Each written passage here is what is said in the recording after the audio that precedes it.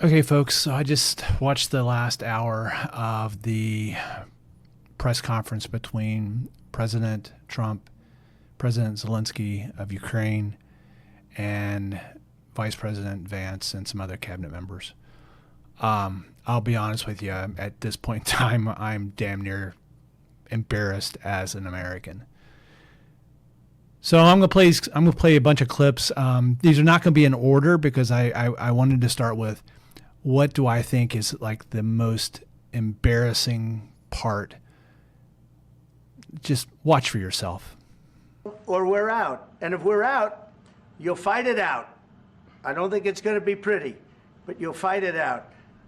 But you don't have the cards. But once we sign that deal, you're in a much better position. But you're not acting at all thankful. And that's not a nice thing. I'll be honest, that's not a nice thing. All right. So that's how transactional Trump is. And then you heard him at the end. You're not being thankful. He needs that stroke.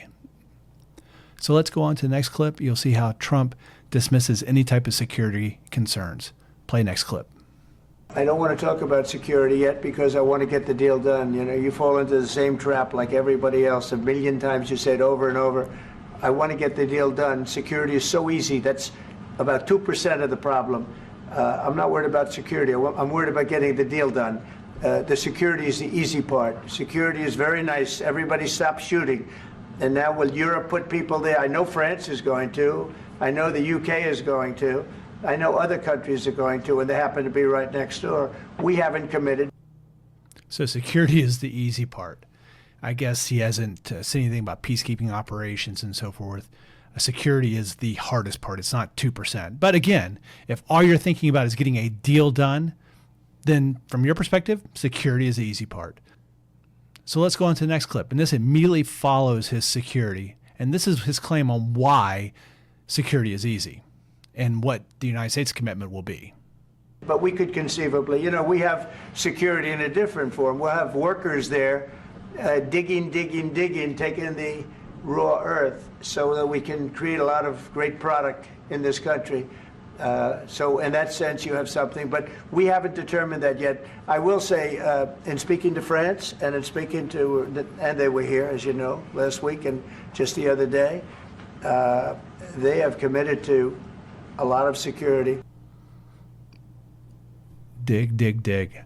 I honestly never thought I would hear a president of the United States bragging about taking another country's rare minerals. I don't know. What do you think? Let me know in the comments. All right, so let's go on to the next clip and let's hear what Trump thinks about his buddy Putin. Let's play the next one. Minerals deal, Mr. President. Some of those minerals are in the east of Ukraine, not far from the front lines and in areas that Russia has occupied. Will you direct President Putin to withdraw his forces from those areas if there's U.S. interest? Well, we'll take a look at the time. We have a lot of area. It's a very big area we're talking about, so we'll take a look. I'll study that and I'll see. And who would protect those minerals if they are U.S. interests? Would that be Ukrainian forces? They'll be protected. European The agreement will protect them. US the forces? agreement, yeah, we're signing an agreement. You know? Right, but what if Russia tries to invade or there's Russian aggression in those spots? I just told you I don't think that's going to happen. And if that were going to happen, I wouldn't make a deal. If I thought that was going to happen, I wouldn't make a deal.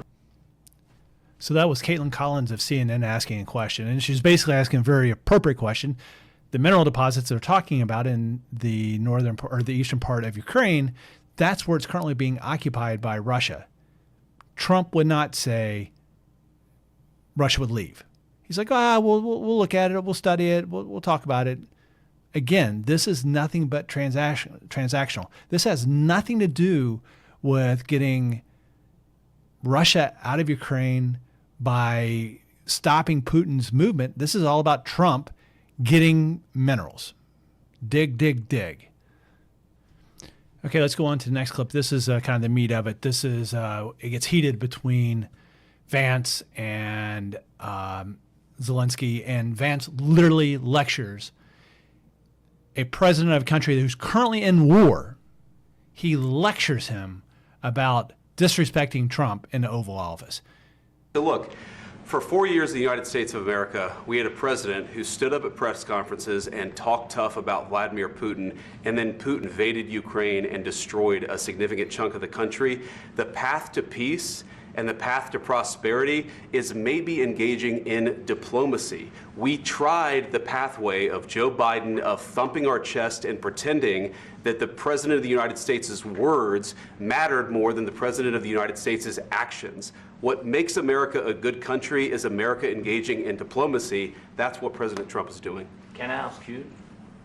Sure. Yeah? Yeah. Okay. So he occupied our parts, big parts of Ukraine, part of East and Crimea.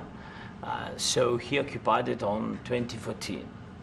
So during a lot of years, so I'm not speaking about just Biden, but those time was Obama, then President Obama, then President Trump, then President Biden, now the President Trump, and God bless, now President Trump will stop him.